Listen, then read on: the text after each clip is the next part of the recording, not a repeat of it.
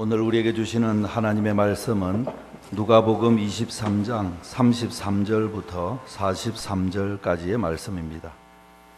신약성경 138쪽 누가복음 23장 33절부터 43절까지의 말씀입니다. 이제 봉독해 드립니다. 해골이라 하는 곳에 이르러 거기서 예수를 십자가에 못 박고 두 행악자도 그렇게 하니 하나는 우편에 하나는 좌편에 있더라. 이에 예수께서 이르시되 아버지 저들을 사하여 주옵소서 자기들이 하는 것을 알지 못함이니이다 하시더라. 그들이 그의 옷을 나누어 제비 뽑을새 백성은 서서 구경하는데 관리들은 비웃어 이르되 저가 남을 구원하였으니 만일 하나님이 택하신 자 그리스도이면 자신도 구원할지어다 하고 군인들도 희롱하면서 나와 신포도주를 주며 이르되 내가 만일 유대인의 왕이면 내가 너를 구원하라 하더라. 그의 위에 이는 유대인의 왕이라 쓴 패가 있더라. 달린 행악자 중 하나는 비방하여 이르되 내가 그리스도가 아니냐 너와 우리를 구원하라 하되 하나는 그 사람을 꾸짖어 이르되 내가 동일한 전죄를 받고서도 하나님을 두려워하지 아니하느냐. 우리는 우리가 행한 일에 상당한 보응을 받는 것이니 이에 당연하거니와 이 사람이 행한 것은 옳지 않은 것이 없느니라 하고 이르되 예수여 당신의 나라에 임하실 때에 나를 기억하소서 하니 예수께서 이르시되 내가 진실로 내게 이르노니 오늘 내가 나와 함께 낙원에 있으리라 하시니라. 아멘. 지난주 신문에 65도를 맞은 어린이 후원단체인 초록우산 어린이재단 명예의 전당에 기부자 91명의 이름을 올렸다 하는 기사가 있었습니다. 91명 중에 3분의 2나 되는 60명이 평범한 사람들이었습니다. 노점상으로 생계를 이어가는 할머니, 평범한 가정주부, 평생 회사원으로 살다가 은퇴한 할아버지도 있었습니다. 매달 2, 3만 원씩 꾸준히 보내는 사람이 많았고 수십 년 힘들게 모은 전 재산을 통째로 기부한 사람들도 있었습니다. 74살의 진순자 할머니는 작년 1월에 군밤장사, 파출부 등을 하면서 모은 전 재산 1억 800만 원을 기부했습니다. 가장 낮은 곳에서 번 돈 귀하게 쓰려고 기부를 택했다 그렇게 말했습니다. 최고령 후원자는 91살의 최대식 할아버지인데 1978년 6월부터 매달 2만 원씩 꾸준히 기부를 해왔습니다. 없는 형편이지만 어려운 이웃을 돕고 싶은 마음에 기부를 해왔다는 것입니다. 자신도 어려운 처지입니다마는 더 힘들고 고통받는 이들을 사랑하며 살았던 이러한 사람들의 사랑이 우리 사회를 따뜻하게 하고 건강하게 한다 하겠습니다. 사람을 살리는 것, 세상을 살리는 것, 그것은 사랑이라는 말씀입니다. 우리 인생도 예수님의 사랑 때문에 새로운 인생을 살게 된 것이 아닙니까? 오늘은 본문을 통해서 우리에게 베풀어 주신 십자가의 사랑이 어떠한가 하는 것을 살펴보면서 하나님의 은혜를 나누고자 합니다. 첫 번째로 십자가는 하나님의 사랑을 드러내는 곳입니다. 기독교는 하나님께서 우리 인생을 사랑하신다는 것을 믿는 종교입니다. 그 하나님의 사랑이 결정적으로 드러난 것이 바로 십자가입니다. 하나님께서 우리를 너무나 사랑하셔서 인생들이 죄악으로 멸망에 빠지는 것을 보고만 계실 수가 없었습니다. 그래서 자신의 독생자 예수님의 생명을 대신 희생시키시고 인생들을 구하시려는 것이 바로 십자가이기 때문입니다.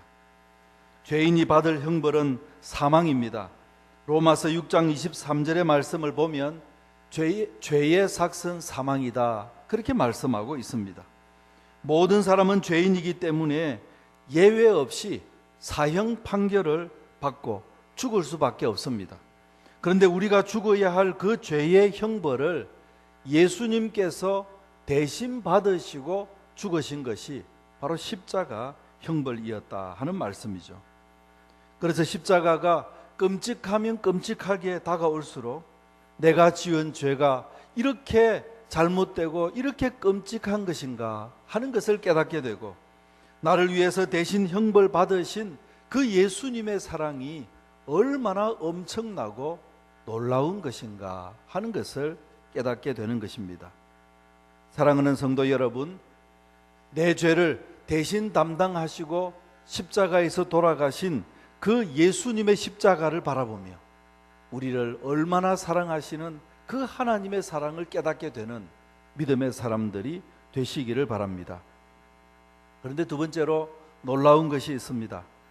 십자가가 인생을 향한 그 엄청난 하나님의 사랑을 나타내고 있음에도 불구하고 그 당시 십자가 사건에서는 아무도 이 사실을 알지 못했다는 사실입니다. 우리가 복음서를 잘 읽어보면 십자가 앞에서 제자들은 무서워서 다 도망갔지 않습니까?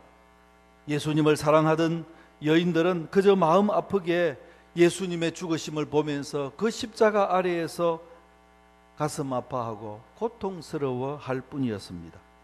그 중에서 어느 한 사람도 나의 죄 때문에 예수님께서 저렇게 돌아가시는구나, 그렇게 고백하지 않았다는 말입니다.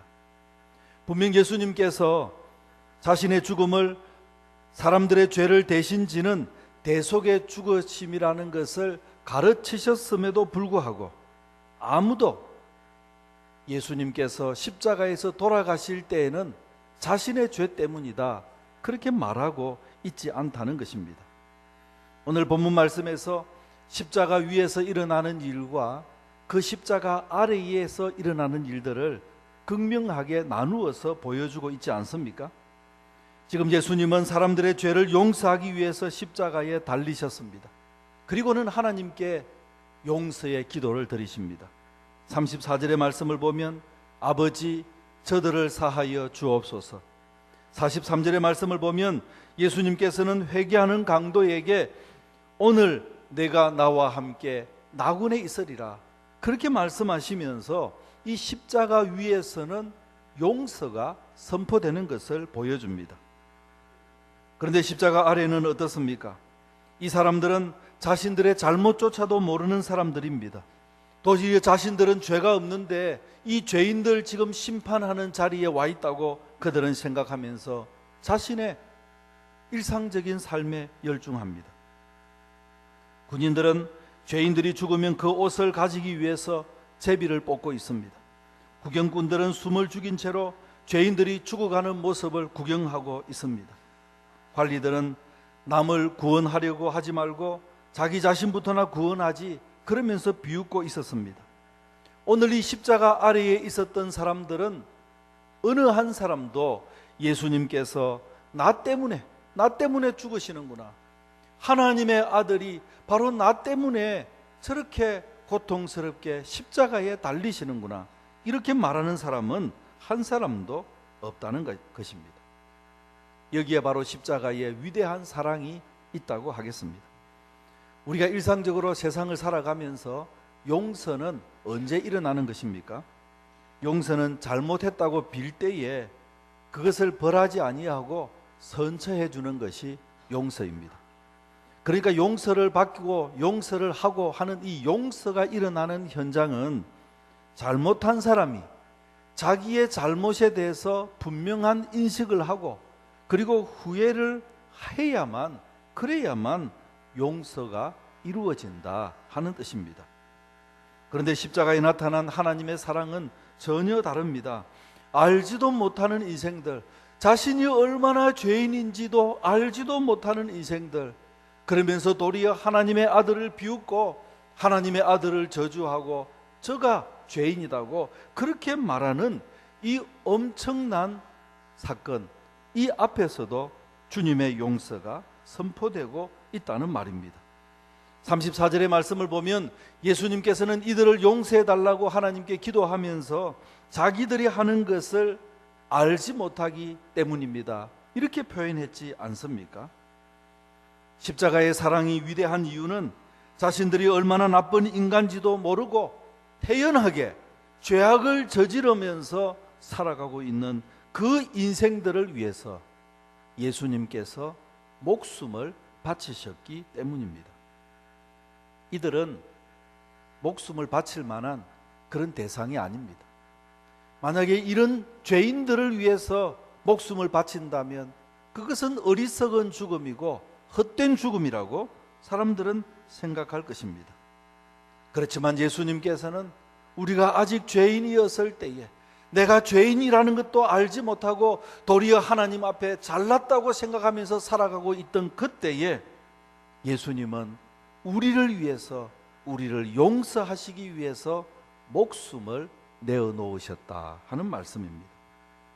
사랑하는 성도 여러분, 자신이 죄인이라는 것을 알지도 못할 뿐 아니라 도리어 하나님을 거절하고 하나님을 비난하고 하나님 없이 온갖 인생 살려고 했던 이 죄 많은 인생들을 살리기 위해서 자기의 목숨을 대신 바치신 것이 십자가 사랑이라는 것을 믿으시기를 바랍니다. 마지막으로 십자가 사랑은 완전한 용서를 주시는 사랑입니다. 예수님께서 저들을 사하여 주옵소서 하신 이 사하여 주다 하는 헬라어 단어는 아피에미라는 단어입니다. 그 의미는 보내다는 뜻을 근본적으로 가지고 있습니다. 그래서 이 단어는 버린다, 기억하지 않는다, 지워버린다 이런 의미로 사용되어지는 단어입니다. 용서가 무엇입니까? 용서했다는 것은 다시는 그 죄에 대해서 기억하지 않는다는 것입니다. 자꾸만 용서했다고 하면서도 다시 또 옛날 일을 끄집어내어서 오금을 걸고 저주를 하고 괴롭히고 이렇게 하는 것은 그 사람이 용서한 것이 아닙니다. 용서했다는 것은 우리의 잘못을 다 지워버린다는 의미이기 때문입니다. 그러므로 우리가 예수님의 십자가로 우리의 죄를 용서받았다고 한다면 하나님께서 이제는 우리의 잘못을 기억도 하지 않으신다, 이 사실도 믿어야 한다는 말입니다. 그렇기 때문에 우리는 하나님과 더불어서 새로운 관계를 시작할 수 있습니다. 사람과 사람 사이에도 죄악을 기억하고 있는 사람과는 결코 좋은 관계를 이어갈 수 없습니다. 저 인간이 나에게 이렇게 했지, 이렇게 원한을 가지고 있는 사람은 결코 그 사람과 좋은 관계를 맺어갈 수 없습니다. 만약에 겉으로는 좋은 관계인 척하면 조그만 섭섭한 일도 생기면 그때 그 일 때문에 저렇게 반응하는 것이지 이렇게 생각하면서 다시금 마음이 쪼개어져 버리기 때문인 것입니다. 그러므로 우리는 완벽한 용서가 있어야 새로운 관계가 형성된다는 것을 알아야 할 것입니다. 사랑하는 성도 여러분, 하나님께서 죄 많은 우리를 하나님의 자녀로 받아주신 것은 우리의 죄를 완전하게 용서하시고 우리의 죄를 완전하게 다 잊어버리셨기 때문에 하나님과 우리는 새로운 관계에 들어가게 되었다는 것을 믿으시기를 바랍니다. 결코 우리의 죄악 때문에 하나님께서 우리를 고통으로 몰아가고 있는 것이 아니라는 사실입니다. 어떤 목사님이 늘 교회에 나와서 열심히 기도하는 한 집사님을 보았습니다. 자신보다도 기도를 더 열심히 하니까 약간 질투가 났습니다. 그래서 기도를 마치고 나오는 이 집사님에게 물었습니다. 집사님, 하나님께서 집사님의 기도를 들어주시던가요? 그러니까 이 집사님이 자신 있게 그렇습니다 목사님, 그렇게 대답을 하는 것입니다. 그러자 목사님이 엉뚱한 말을 했습니다. 집사님, 저는 학생 시절에 온갖 문제를 저지르고 다녔는데 그러면 집사님이 하나님께 이렇게 한번 물어봐 주십시오.